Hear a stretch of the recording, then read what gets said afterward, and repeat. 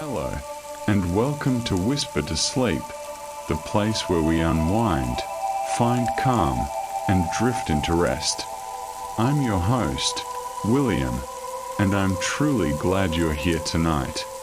Our story this evening will be a soft, dreamlike retelling of the timeless fable Beauty and the Beast. It's the perfect kind of autumn story to guide you gently toward a peaceful night's sleep.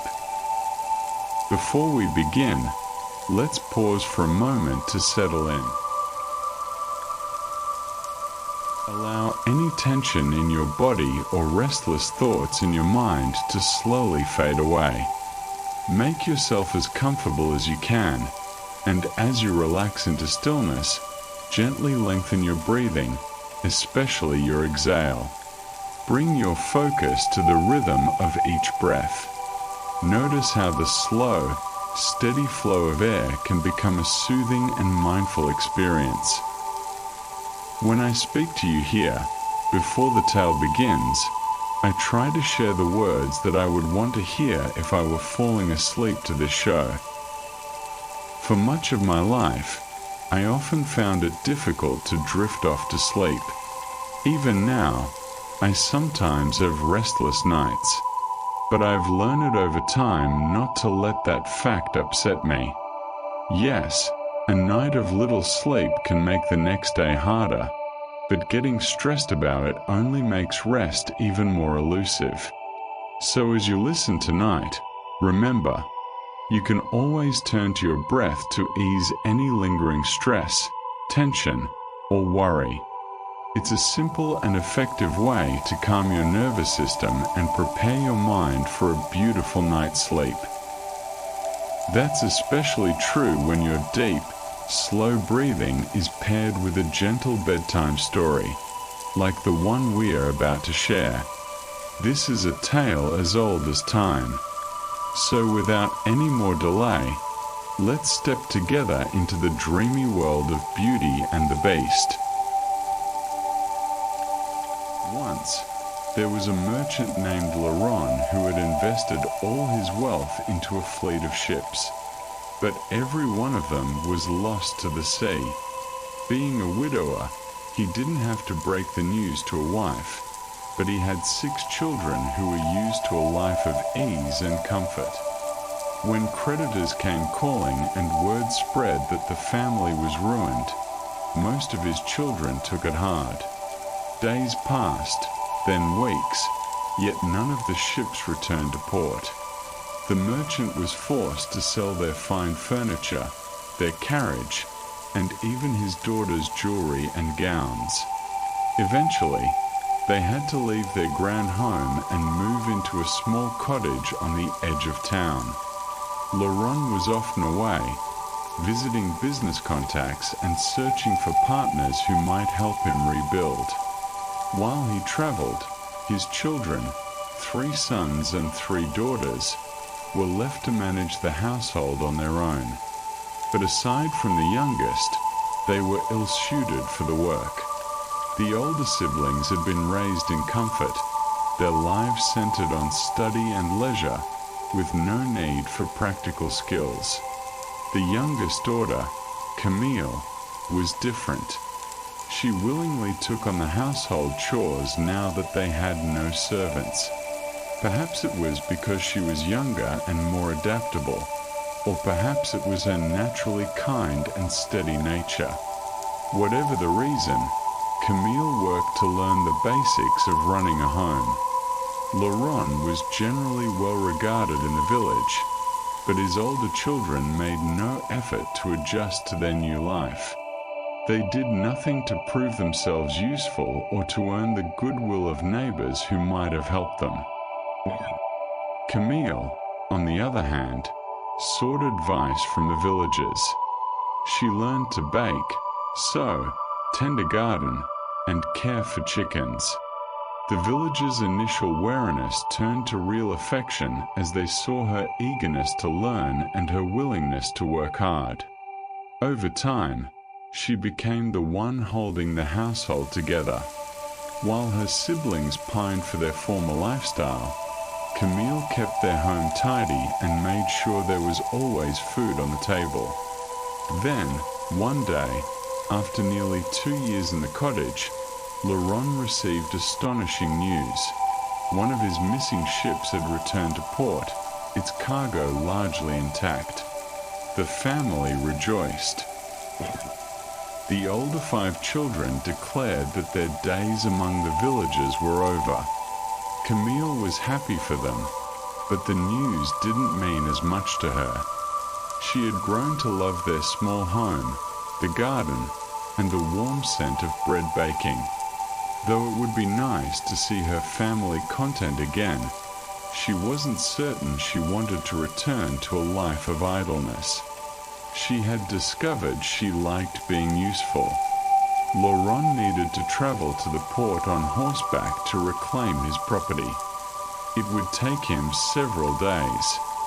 Once there, he planned to arrange the sale of the cargo and hire a comfortable coach for the trip home. Before leaving, he asked each child what gift they wanted from the city. The older siblings demanded finery, silk shoes with jeweled buckles, hats with lavish decorations, velvet cloaks, and gold or silver ornaments. Camille stayed quiet for a moment, thinking carefully. When her father urged her to speak, she said softly, "Father, I've always wished to see a rose. They don't grow here, and they're rare and costly. If you could bring me just one rose, any color, I would be so happy." He smiled at her unusual request and promised to bring her the flower, though he secretly planned to add a necklace or other trinket as well. On the morning of his departure, the weather was fine. Camille packed provisions in his thul bag and saw him off with a tearful smile. The others were far less sentimental. They cared only for the gifts they expected upon his return. As he rode down the sunlit forest path, Camille stood outside until he vanished from view. A faint sense of unease touched her heart, but she pushed it aside. Laurent traveled steadily toward the port, his mind full of plans for rebuilding his fortune. With the cargo from this ship, he could start a new business, perhaps even grow another fleet of ships. But when he arrived, his dreams quickly unraveled. Though the ship had indeed returned, word of his fortune had spread quickly, and his creditors acted at once. By the time he reached the docks, his goods had already been claimed to pay his debts. One merchant after another refused him any extension of credit.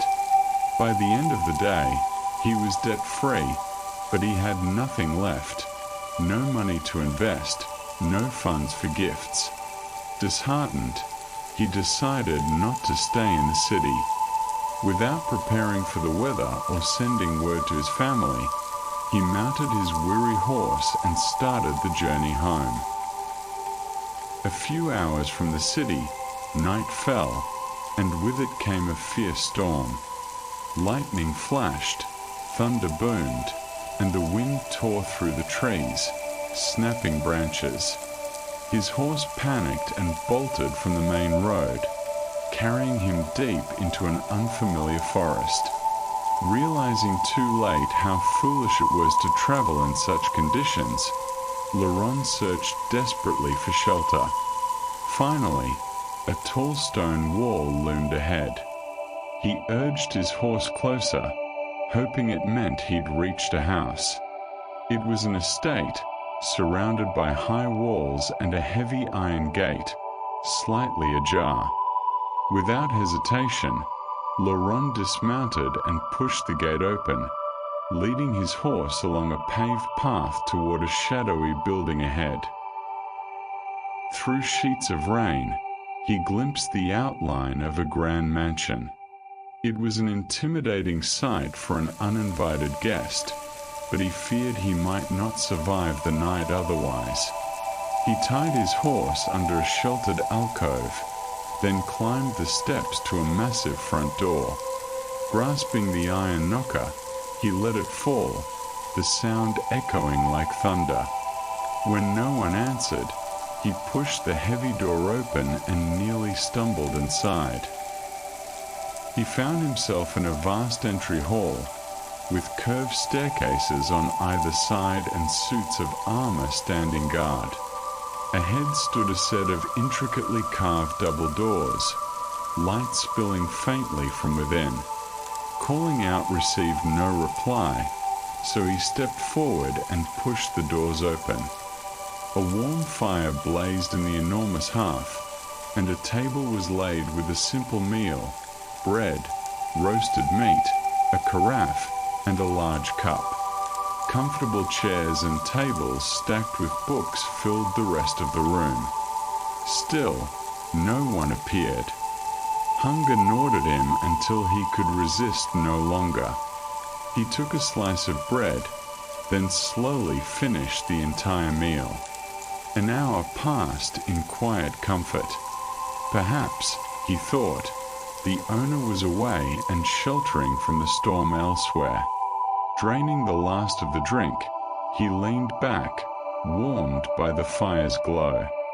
He pulled from his pocket the letter about his ship, only to push it aside in despair. Soon, he drifted into a deep, dreamless sleep. When he awoke in the morning, the fire was cold and the remains of his meal were still on the table.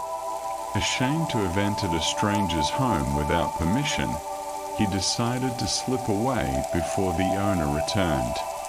Quietly, Laurent rose from his chair, crossed the room, and opened the double doors. Pale daylight seeped faintly into the entrance hall, casting a muted glow down the stark corridor, making the scene far clearer than it had been the previous night. Stepping into the foyer with quiet hesitation, he found himself moving delicately between the looming suits of armor, half expecting them to spring to life and block his passage at any moment. His gaze swept over the twin carved staircases, their once grand carpet runners now appearing neglected and untidy, as though the place had been untouched for a long while. He crossed the cold flagstones toward the massive front door, gripped the handles, and pulled with all his strength. Slowly, the heavy door creaked open, revealing a fog-veiled courtyard beyond. Squeezing through the narrow gap and pushing the door shut behind him, he straightened his waistcoat, attempting to regain a sense of dignity. To slip away from this forbidding place like a midnight intruder felt wrong, but he was determined to leave the entire embarrassing order behind him. Quickening his pace, he returned to the alcove where he had tethered his horse the night before. Relief washed over him when he found her unharmed. Reaching into his thule bag, he retrieved the last apple from the provisions Camille had packed and offered it to her. Once she had eaten, he loosened the knot and began leading her down the same stony path he had trudged through under the whipping winds the previous night. Glancing back, he saw the mansion rising darkly in the growing daylight. An immense chateau, long, pale beige, and rectangular, its central block flanked by two identical wings. Tall, narrow windows stood in even rows along both stories, giving the facade a disciplined, almost watchful expression, as if dozens of unseen eyes were observing him. The tiled roof sloped steeply, dotted with chimneys that clustered thickly against the sky. Tearing his gaze away from the building's stern grandeur, he led the horse toward the main gates, passing wild, overgrown gardens on either side. Near the walkway's end, his attention caught on a charming pergola swallowed by climbing roses. At its center, a single bush bloomed with the most exquisite pink roses he had ever seen. In that instant, he remembered his promise to Camille. Determined to keep his word, he drew the small knife from his bag and began cutting the blossoms. One would not suffice to make amends for the manner of his return. He would take them all. So absorbed was he in his task that he failed to hear approaching footsteps. Only when he stepped back from the now bare bush did he feel the weight of someone's gaze. A towering, broad-shouldered figure stood before him, glowering, though he wasn't entirely sure if it was a man at all. Beneath a wild tangle of hair and beard, the stranger's human features were barely visible, and his sheer size gave him an almost unnatural presence. His wrinkled linen shirt and plain breeches suggested he had come in haste, but his expression was nothing short of furious. "What do you think you're doing?" the stranger demanded, his voice a low, threatening growl. Laurent froze, the bouquet of roses clutched awkwardly in his hand. He stammered out that he had believed the estate deserted, assuming the flowers would not be missed. Seeing no softening in the man's severe expression, he hastily added that they were meant for his daughter. The imposing man stood in heavy silence for a long moment, as if choosing his next words with care. Then, drawing himself up to his full height, he said, "You entered my home uninvited, ate my food, slept in my chair. I was willing to let that pass without a word. But now you've stripped every bloom from my most treasured rosebush, one that holds great personal value. There is none like it, and to me, each flower is priceless. You will repay me." Music. Laurent's heart sank. He shook his head and confessed that he had nothing, no means to offer payment. Music. The stranger's expression did not change. "Then you will work off your debt," he said flatly. "I need Laboris here. You will stay and serve me." Laurent stared, horrified. "Sir, I have 6 children. I cannot remain here. What will become of them?" The man's voice was cold. "Either you serve me, or someone from your family must take your place. Take your roses. They are worthless to me now. Return home, and send yourself or your replacement here within a week. If you do not, I will find you." With that, he turned sharply and strode back toward the shadow without a backward glance. Laurent could see no other course but to return home and tell his children the truth. Perhaps, once the man's anger cooled, he would release him sooner than expected. With the storm behind him and daylight ahead, Laurent retraced his path to the main road, riding slowly, his mind heavy with the news he would soon deliver. The mist burned away as the early autumn sun poured down, bright and warm against the chill in his heart. Birds sang as if nothing were wrong, but each step homeward felt weighted. It was late when he arrived.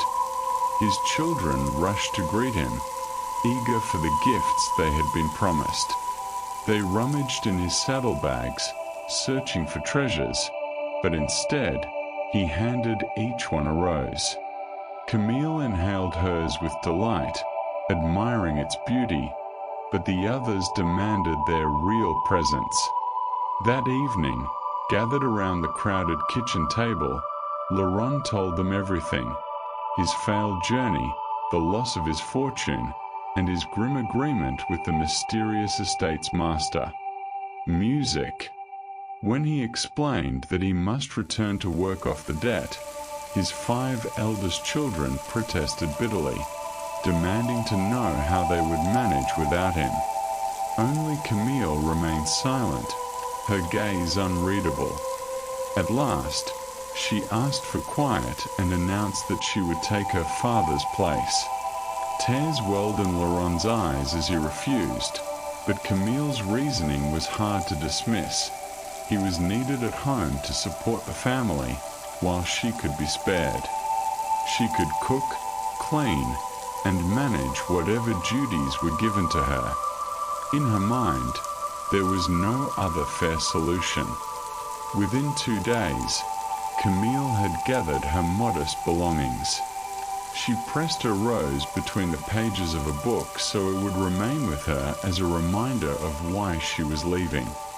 Though anxious about the unknown, she was determined to make her father proud. Music. The morning of her departure dawned bright and clear. Laurent helped load her few possessions into a small cart hitched to their faithful mare. The journey to the chateau would take 2 days, with an inn to rest at for the night. Her siblings stood before the cottage, offering mixed farewells, relief that they would not be abandoned, and a quiet admiration for her courage. Music. The first day passed in fair weather and uneventful travel, but the second day brought blustering winds, the first brown leaves tumbling across the road as autumn crept in. The horse plodded steadily forward, each step bringing them closer to parting. When they reached the turnoff to the chateau, Laurent's heart felt heavier with every stride. Camille, sensing his sorrow, smiled gently. "Don't worry, father. I'm capable. I'll be fine." He could only nod. The gates loomed ahead, and Laurent pushed them open, leading the horse up the drive. Camille's eyes widened at the sight of the sprawling gardens and the austere, towering walls. The sheer size and mystery of the place were overwhelming. Its stones seemed to have slept for centuries, waiting to be found again. Reaching the front steps, the wind buffeted them as if to keep them away. Slowly, Laurent lifted the heavy knocker and let it fall. Music. Instead of the fearsome master, a boy of about 13 opened the door. Dressed simply, he peered at them with open curiosity before asking, "Is one of you the new servant?" Laurent explained that Camille would work off the debt in his place. The boy merely nodded, tugged the door open, and told them to bring her things inside. Then, without ceremony, he darted deeper into the house to announce her arrival. With the wind at her back, Camille stepped through the doorway into her new life. The farewell was brief but heavy. Laurent turned the cart toward home, the sullen skies pressing down. Camille stood alone in the echoing hall, the grey daylight from tall windows doing little to warm the space. She forced down a shiver and moved closer to her trunk, telling herself she would meet this challenge bravely. Before long, the boy returned, announcing that the Baron had instructed him to show her to her room. He hefted her trunk and led her up the grand staircase, not down toward kitchens, as she had expected. To her surprise, he stopped in the east wing, their steps muffled by the thick carpet, portraits of long-dead nobles staring as they passed. Lost in studying them, Camille nearly walked into the boy when he stopped before a door and pushed it open. Inside was the finest bedroom she had ever seen, not large, but richly furnished, with a canopy bed, fine fabrics, and polished wood. A small window seat and dressing table completed the space. The boy knelt to light a fire in the grate, the warmth slowly pushing back the chill. When it was burning brightly, he stood, brushed the ash from his hands, and grinned at her. "My name's Gabriel," the boy said warmly. "I helped the Baron out here with a bit of everything. I'm truly glad you've arrived.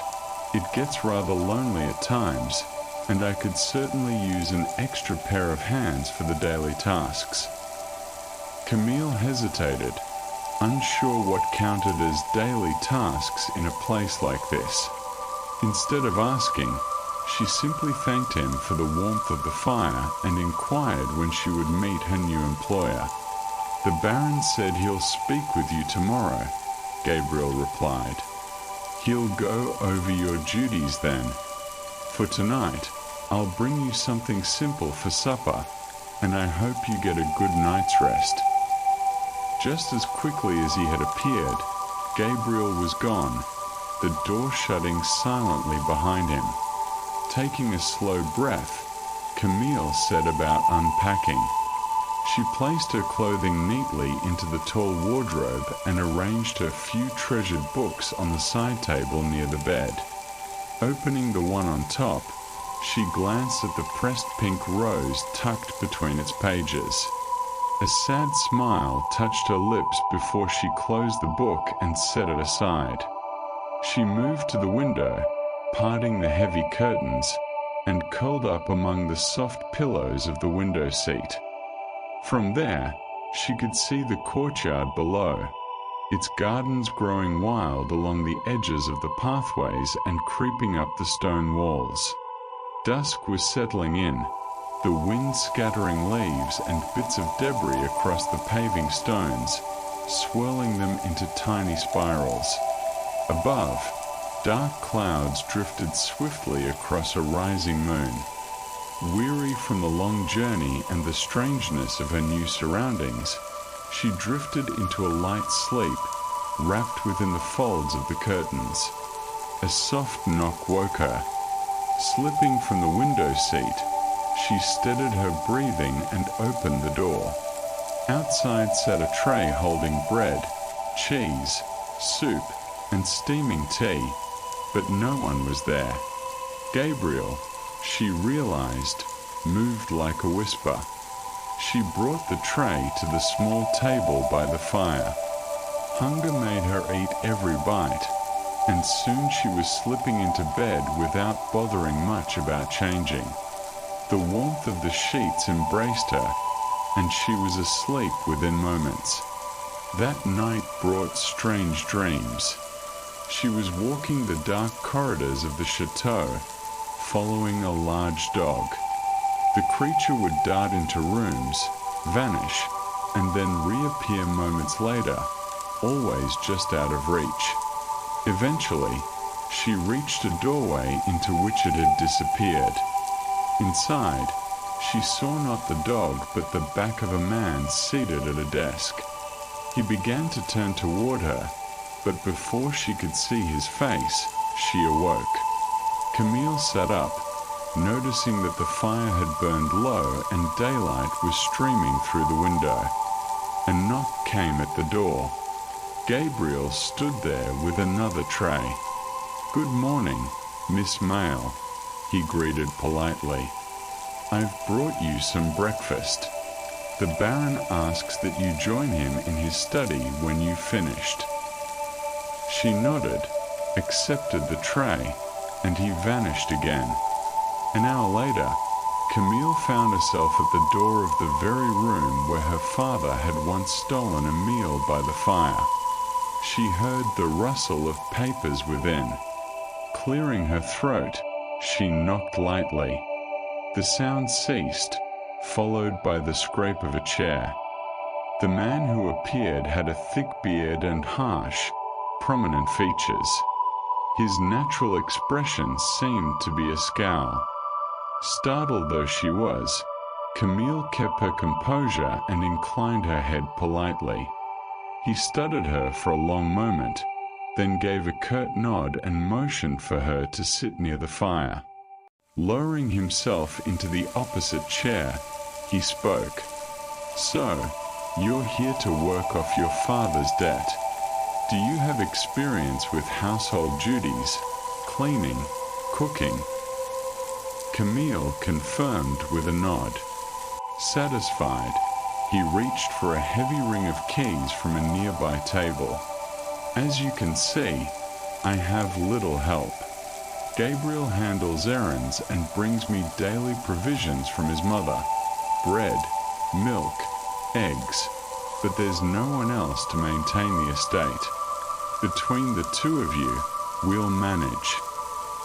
Camille was silently overwhelmed by the idea of keeping such a massive place in order, but she kept her thoughts to herself.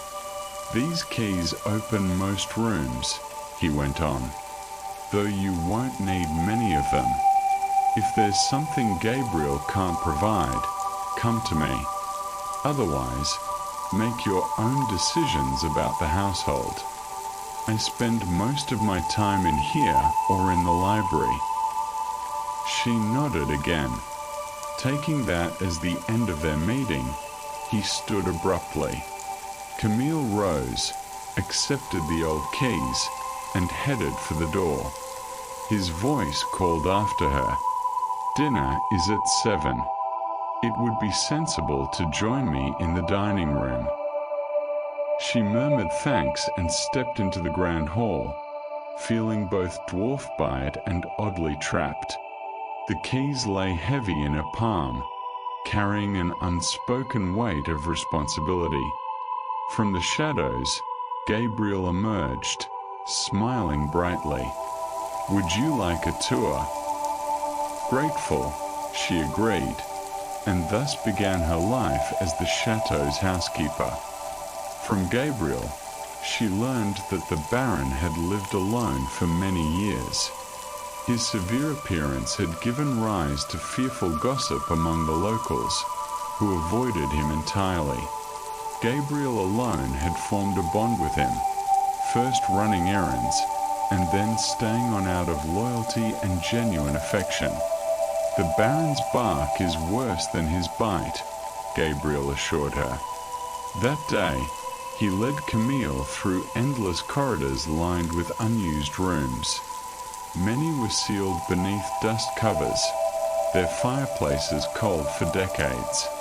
Cobwebs draped furniture, and grimy windows let in only pale light.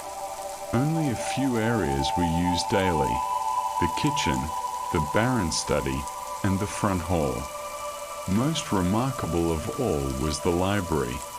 Gabriel ushered her inside while the Baron was elsewhere, and Camille nearly gasped. A grand chamber with towering ceilings and ornate gold trim, every wall lined with bookcases stretching upward, ladders poised to slide along the shelves. The collection was vast, spines of deep crimson, green, blue, and brown calling to be opened. She had loved reading since childhood, though her father's financial ruin had left her with only a few worn volumes. This place, however, felt like stepping into a dream. Tables bore open books marked at certain pages, while worn leather chairs hinted at long hours spent reading by the fire. Gabriel explained his duty to keep that fire lit all day. Camille imagined curling up in one of those chairs, breathing in the scent of ink and old paper. That first day, she and Gabriel cleaned the front hall and gave the kitchen a much-needed refresh. Counters were cleared, pans polished, and the air began to feel lively again. She sent Gabriel into town for supplies, then continued working alone. By evening, she had roasted a simple chicken for dinner. It wasn't elaborate, but it was satisfying. After freshening up and putting on her best dress, she stood at the window and noticed the silent courtyard. Not even a bird moved. It felt enchanted in its stillness. Pulling the velvet drapes closed, she lit a candle and descended to the dining room. The space was grand, once surely a place for glittering parties, its crystal chandelier sparkling faintly. 2 places were set at one end of the long table. The Baron entered, nodding in greeting, and gestured for her to sit. "I can see you and Gabriel have worked hard today," he remarked, glancing at the hearty dinner. "He has carried a heavy load alone for years. I'm glad you can help." She began to address him formally, but he waved it off. "Please, call me Antoine. I'm lord of nothing now, only this chateau and its dust." His tone was dry, almost amused. "I regret the circumstances that brought you here," he continued, "but I hope you'll be comfortable. I try to be fair, and I welcome the company." Camille smiled faintly. "Would you like me to tidy the library tomorrow?" she asked. He considered, then nodded. "Yes, and feel free to borrow any book you like. As Descartes said, the reading of good books is like conversing with the finest minds of past centuries. I think you'll find my library has a curious talent for producing whatever book you desire. In that way, it's magical." Startled by his courteous offer and polished manner, Camille studied her rather unremarkable employer as he ate. She had been at the Shadow only a single day, and already her perception of her new position had begun to shift. Now she was the mistress of an expansive household, free to arrange her duties as she saw fit, and had just been invited to explore a magnificent library. Perhaps, she thought, this unexpected turn of events would not prove as grim as she had once imagined. Quietly, she looked down her plate, the flicker of the firelight dancing over the polished silver and fine china, the only sounds the gentle clink of cutlery. The Baron and Camille spoke little during their meal, both content to finish in companionable silence. Later, as she lay comfortably within crisp white sheets in the grand canopy bed, Camille felt a glimmer of hope. This secluded estate seemed a place with many mysteries waiting to be uncovered, and she was eager to uncover them in due time. Rolling onto her side, her eyes wandered sleepily to the drapes, drawn tightly against the darkness beyond the window. Inside the shadow, there was a warmth, a quiet flame. She could sense it lingering in the air. The next morning, after tidying the kitchen, Camille approached the library with measured steps. She knew the Baron was occupied in his other study, making it the perfect time to investigate this wondrous chamber of books under the pretense of cleaning. Taking a feather duster, she moved methodically through the rows of stacked volumes and long tables, sweeping away layers of dust that had settled with the passing years. Just as she was about to shift a small pile of books, Antoine appeared at the doorway. "Please, don't disturb any stacks or open books," he said gently. Camille quickly stepped back and offered an apology. "No need for that," he assured her. "It may appear untidy, but I'm in the middle of research and would prefer not to lose my place." Then, with a curious look, he asked whether she had chosen a book for herself. She admitted she had not, and shyly asked if he might recommend one. Camille confessed that she doubted her ability to understand such important works, given her far humbler upbringing. Antoine's mouth curved into a smile, and he spread his hands. "Recognizing one's own ignorance," he said, "is the first step toward wisdom." Seeing her puzzled expression, he gave a playful wink. "That particular gem is from Socrates." Crossing the room, he plucked a small volume from a lower shelf and placed it gently in her hands. "Perhaps you'd enjoy some of his other thoughts." He believed in asking plenty of questions. Camille nodded in thanks, ready to take a leave, but turned back with another inquiry. Would it be possible to hire some villagers to tidy the gardens before winter sets in? Antoine regarded her with a faintly sorrowful expression.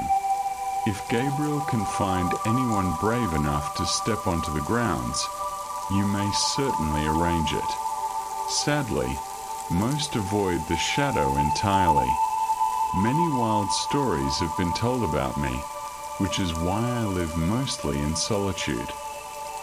Camille frowned. And you can bear that? Doesn't it anger you to be treated so unjustly? The Baron lowered his gaze. I was once a younger man, handsome, but vain and thoughtless. A great misfortune forced me to recognize my flaws, and the disdain of others is perhaps a fitting price for my past folly. She asked no more for now, though she resolved to one day learn the truth of how her employer had come to such a state. For the moment, she was simply eager to read Socrates by the fire after supper. Camille listened closely as Antoine continued his tale, his voice carrying both resignation and faint traces of old shame. She declared, he said quietly, that I would spend my days shunned and unloved, and that the key to my release could only be found in humanity. At this, Camille frowned, tilting her head. Humanity. What could she have meant by that? Antoine merely shrugged, a wry twist to his mouth. That is the riddle I have wrestled with for decades.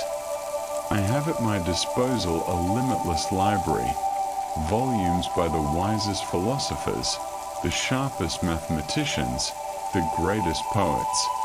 In short, the very best of what humanity has to offer sits at my fingertips. Perhaps it is part of the enchantment itself. He gestured faintly toward the shelves that loomed around them. My mind has certainly improved. Yet all the brilliance of humankind has not brought me a single step closer to breaking my curse. Across the table, Camille regarded him in silence. She could hear the soft crackle of the fire, each pop of the wood marking the stillness between them. It struck her then how many countless evenings he must have spent like this, alone, the fire as his only company, leafing endlessly through books in search of a redemption that never came. Sensing her thoughts, Antoine smiled faintly, as if to lift the weight of the moment. "Ah, well," he said with sudden brightness, as the excellent Isaac Newton once remarked, to arrive at the simplest truth requires years of contemplation. Perhaps one of these days I will stumble upon the answer. That night, curled beneath the covers in her grand bed, Camille turned his words over in her mind. She felt certain she now understood the heart of his plight. For all these years, Antoine had dedicated himself to reflection and study, trying to be a better man than he had once been. Gone was the vain, unkind soul who had turned a beggar from his door. In his place stood someone who would offer charity even to the undeserving. And yet, if this transformation had not freed him, what else could he possibly do? Would he be trapped here forever, surrounded by books and memories of the person he used to be? She found herself hoping that would not be the case, for she had grown to admire him deeply. Pulling the blankets closer to her chin, she let her eyes wander to the dying embers in the hearth, their glow casting soft, flickering light over the quiet room. Within moments, she drifted into sleep. Through the bitter cold of winter, life within the chateau settled into a steady, companionable rhythm. Camille and Antoine passed their days in pleasant company, with Gabriel serving faithfully as their link to the outside world. The vast majority of the rooms in the mansion remained locked and unused, their echoes lost to time. But the parts of the house they needed, a handful of drawing rooms, the kitchen, the dining hall, and their private chambers, stayed warm and welcoming under Camille's careful management. Meals were simple yet hearty. Outside, the snow lay thick over the courtyard, dazzling in the sunlight. At times, the wind would whistle mournfully through abandoned corridors, but within their snug circle of rooms, there was warmth enough for all. Much of the day was passed by the fireside, buried in books. When at last the first hints of spring began to show, Camille received a letter from her father. In it, he told her that her eldest sister had made a marriage match and that the wedding would take place in a fortnight. He asked if her employer might grant her leave to attend, and added that Laurent would be happy to escort her from the estate. When Camille brought the request to Antoine, he set down the volume he was reading and looked at her with a soft, almost wistful smile. "Of course you must go," he said. "Take all the time you need." As she thanked him, she noticed something curious. The man before her, the one who nodded with gentle approval, did not look like the beast she had first met. In that moment, she saw only a man, plain and unremarkable, but wholly human. She had to blink several times to bring back the features she knew so well. She left the room, pausing at the doorway to glance over her shoulder one last time before stepping into the corridor. The journey to and from her sister's wedding was uneventful. Her family greeted her with warm curiosity, and perhaps, she thought with a touch of pride and new respect. They admired the well-made clothes she had been able to purchase with her earnings, and it was plain that the money she had been sending home had helped secure her sister's marriage. Though humble, the match had raised her family's standing in the village. No longer were they pitted for their poverty. Now they were regarded as respectable and stable, and Camille's regular income was credited for this shift. And yet, she found herself less at home in the little cottage than she once had been. In truth, the months at the chateau had changed her more than she realized. She might have been physically confined to its walls, but her mind and spirit had roamed far beyond. Now, seated around her family's hearth, listening to her siblings prattle about petty grievances, she felt oddly stifled. She regretted leaving her father again, but when he bid her farewell at the gates of the estate, she also felt relief. She was ready to return to her life as mistress of the house. Her relief was short-lived. Gabriel met her at the door with obvious relief of his own. "Nothing has been the same since you left," he whispered. "The Baron hasn't left his library.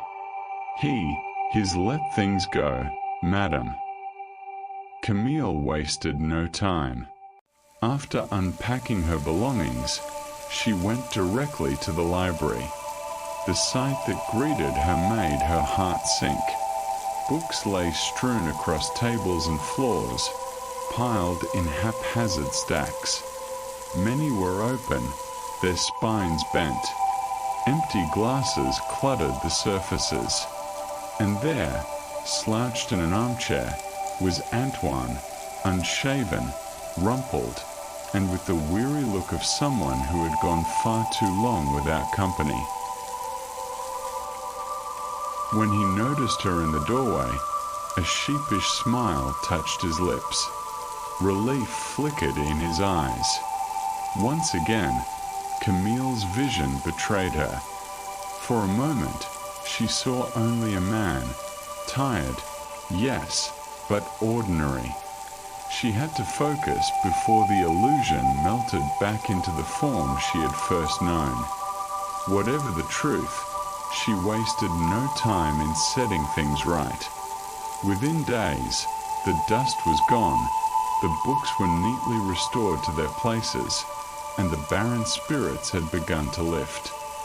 Yet in confidence, Gabriel later begged her never to leave again. The moment you were gone, he fell into the blackest melancholy, the old servant said. He even forgot to eat at times. With spring in full bloom, sadness was easily chased away. Camille was especially glad that she had taken the trouble to have the gardens cleared before winter. The courtyard was now alive with color. Blossoms in every hue framed the stone paths, and the plantings designed long ago by Antoine's mother shone in the sunlight. Birdsong filled the mornings, sweet and abundant, and the three residents of the chateau spent many afternoons in the pergola. Often Antoine would release Gabriel early so he could see his friends in the village. Camille herself delighted in throwing open the windows, letting the fresh air sweep through the mansion and carry away months of stale stillness. The house, like its occupants, seemed to have turned a corner into a lighter season. Then came another letter from her father. This time, it was her younger sister who was to be married, and Camille was invited to the ceremony. She hesitated.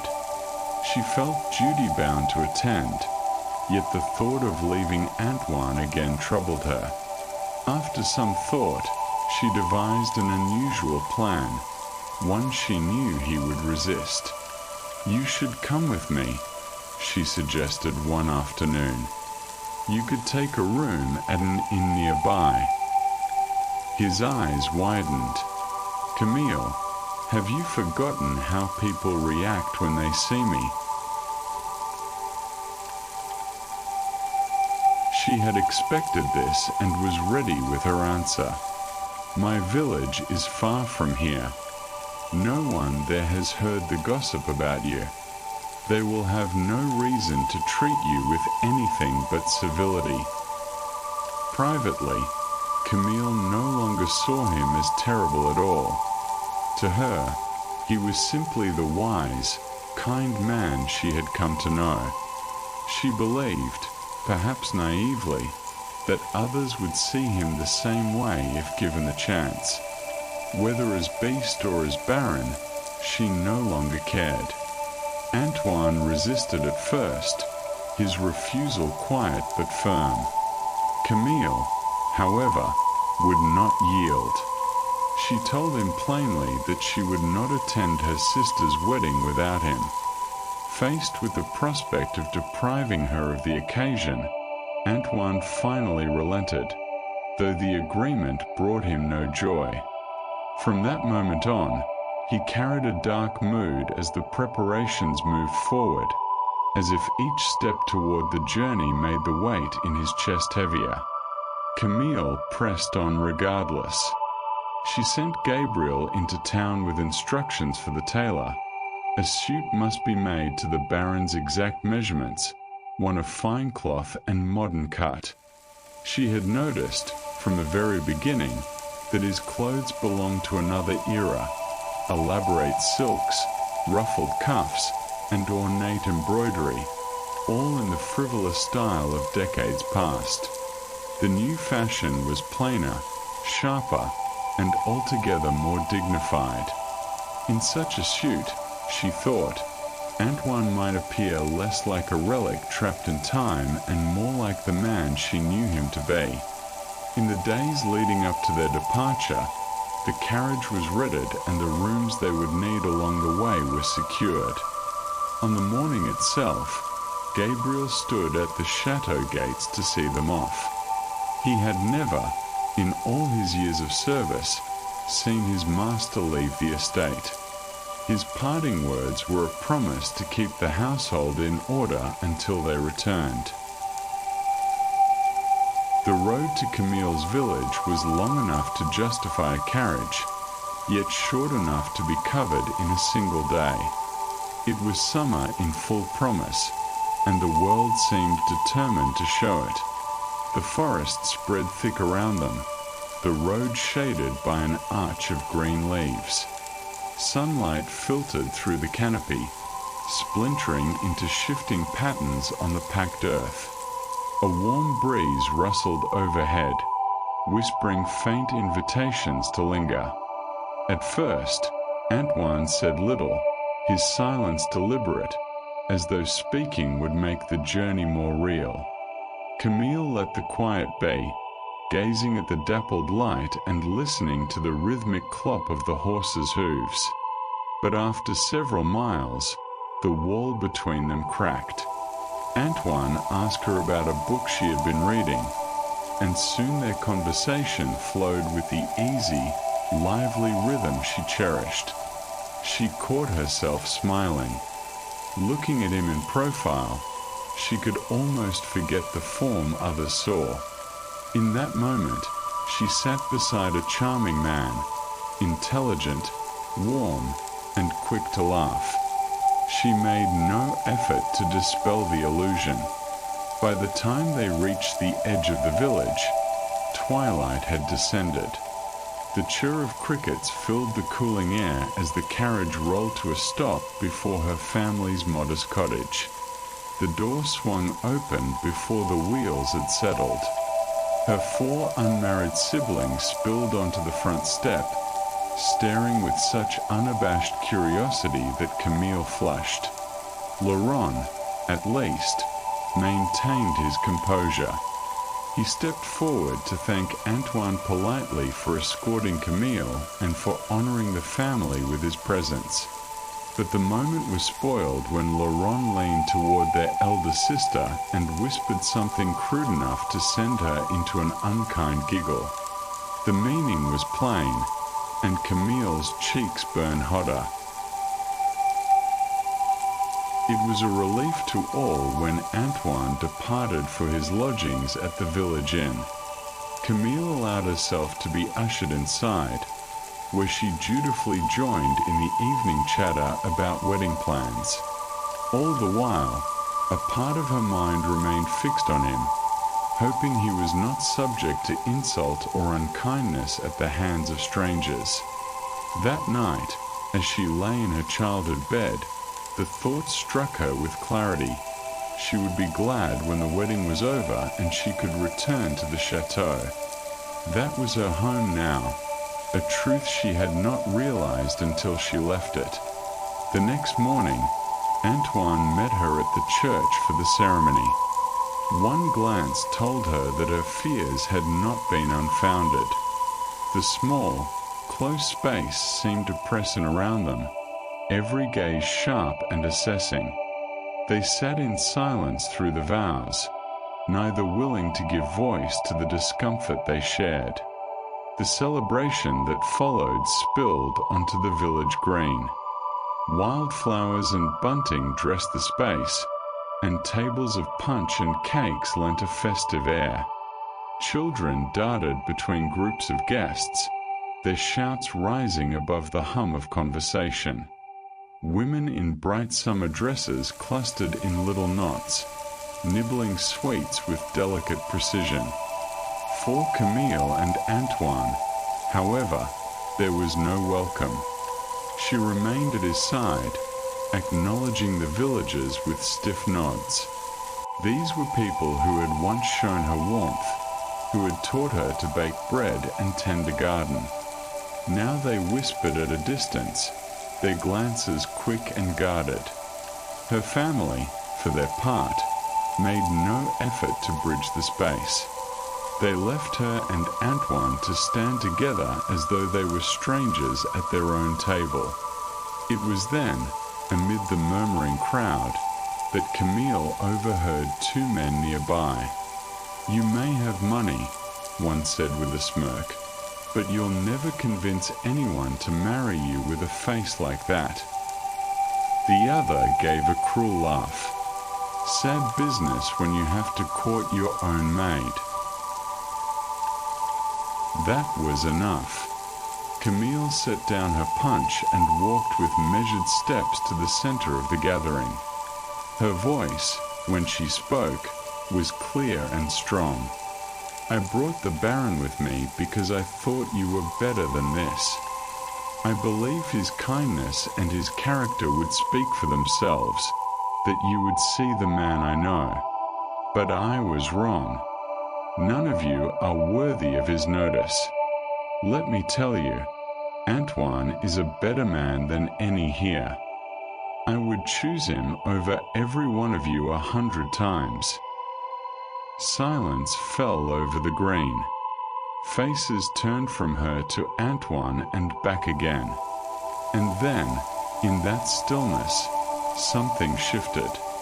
Where the beast had stood, there was now a man, tall, dignified, handsome. The coarse hair, the exaggerated features, the hulking form, gone, as if swept away by a tide. She blinked once, twice, but the vision did not change.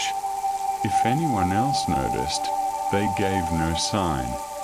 Conversations resumed, and the same villagers who had held back now greeted Antoine with warmth, smiling at Camille as if nothing had been amiss. It was baffling.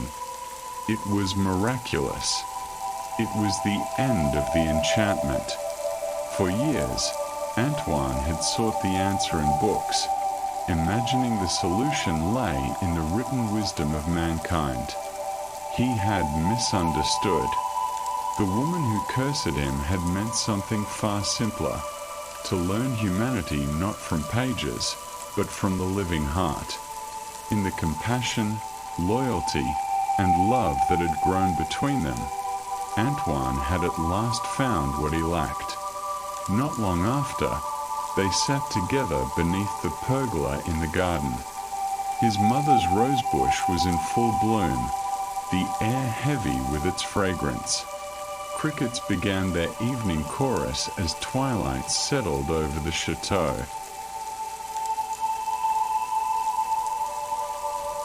Antoine reached into his pocket and drew out a ring, the same one Camille had once admired in his mother's chamber. "You were the only one who cared to know me as I truly was," he said. Then, with the ease of a man who had spent his life quoting books, he added, as Copernicus said, "In the middle of everything is the sun.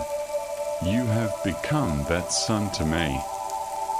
With a playful glint in his eye, he added, "And I believe you've proven yourself more than capable of managing this estate." Camille laughed, allowing him to slip the sapphire ring onto her finger. She thought of the first time she had seen it, how it had caught the light as if sharing a secret. Now it was hers, a part of the chateau's history, and of hers as well. By summer's end, they were wed in the courtyard, surrounded by the scent of roses and the song of birds in the trees. As they stood in the shadow of the house, Camille felt the surety of belonging. This was no longer the lonely place she had first entered. Through patience, kindness, and the shared search for understanding, it had become their home. And there, they found happiness,